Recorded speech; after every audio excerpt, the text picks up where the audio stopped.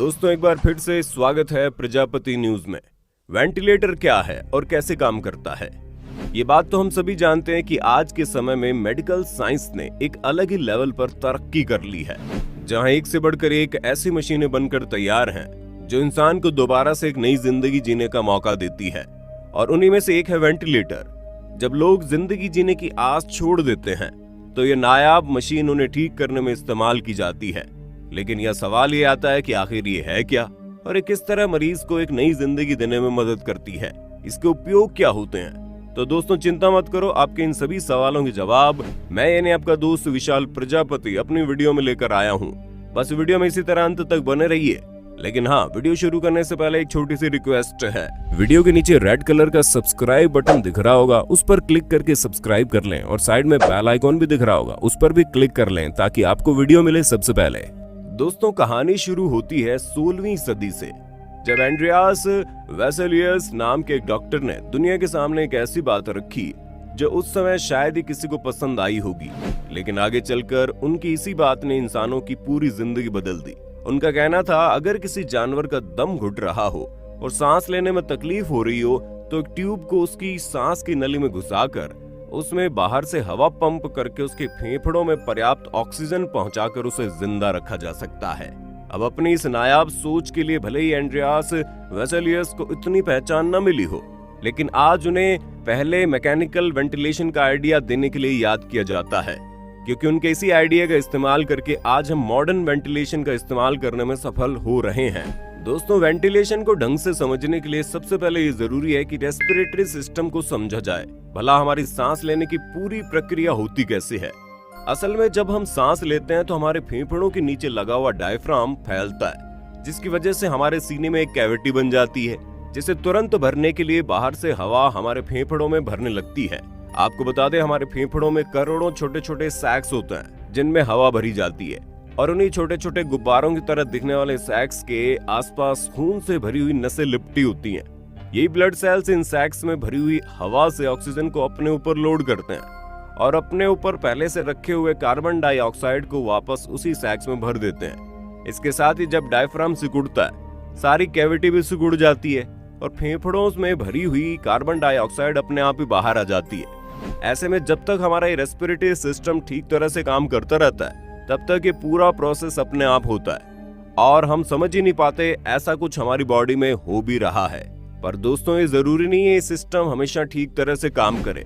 कई सारे ऐसे कारण हैं जिसकी वजह से ये सिस्टम मुश्किल में आ सकता है। जैसे कई बार सोते वक्त इंसान की डायफ्राम मसल दिक्कत में आ जाती है जो फैलना और सिकुड़ना बंद कर देती है।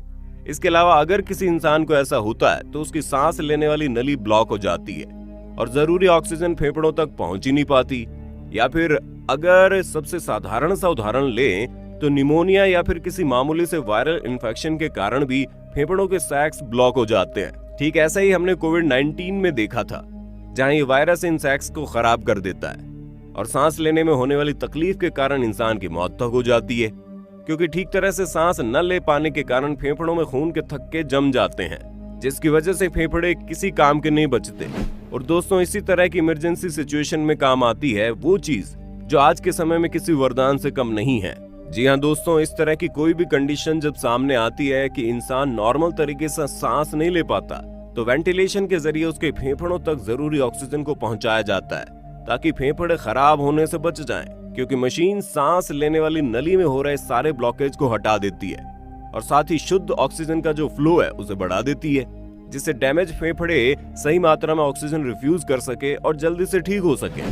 दोस्तों ये जो वेंटिलेटर मैकेनिज्म होता है वो दो तरीके से काम करता है। जो पहला प्रोसेस होता है उसमें मरीज के फेफड़ों में बाहर से हवा पंप करके उसे जरूरी ऑक्सीजन दी जाती है और इस तरह के प्रोसेस को पॉजिटिव प्रेशर वेंटिलेशन कहते हैं। वहीं दूसरे प्रोसेस में हवा को अपने आप मरीज के शरीर में आने देने के लिए जिस वेंटिलेशन का इस्तेमाल करते हैं उसे नेगेटिव प्रेशर वेंटिलेशन कहते हैं। 19वीं सदी के आखिरी सालों में वेंटिलेशन टेक्निक पूरी तरह से नेगेटिव प्रेशर वेंटिलेशन पर ही बेस्ड थी, जो कि अपने आप सांस लेने जैसी ही थी। इस तकनीक में डॉक्टर पहले तो मरीज को टाइट शील्ड वाले एक बॉक्स में भर देते थे और फिर वो इस बॉक्स से बाहर से एक एयर पंप लगाकर सारी एयर को बाहर निकाल लेते थे, जिससे एयर प्रेशर कम हो जाता था और मरीज की चेस्ट कैविटी अपने आप बढ़ जाती थी। और कैविटी बढ़ते ही उनमें हवा अपने आप भरने लगती थी। फिर से नॉर्मल प्रोसेस शुरू हो जाता था। लेकिन 20वीं सदी की शुरुआत में डॉक्टर को यह एहसास हुआ कि नेगेटिव प्रेशर वेंटिलेशन वाले प्रोसेस में मरीज अपने शरीर को हिला भी नहीं पाता है और उसे एक ही पोजीशन में रहना पड़ता था।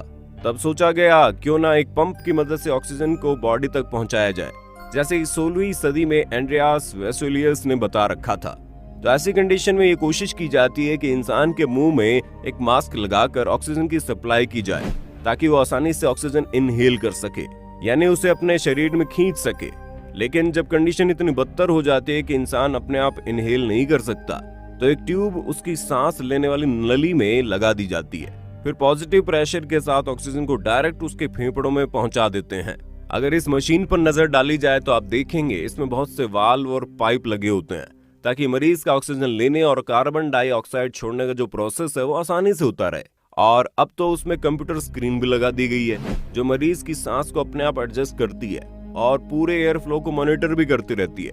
अब तो आप समझ गए होंगे वेंटिलेशन का ये प्रोसेस किस तरह काम करता है। बाकी आप इस पर क्या कहना चाहते हैं, कमेंट बॉक्स आपके लिए तो है।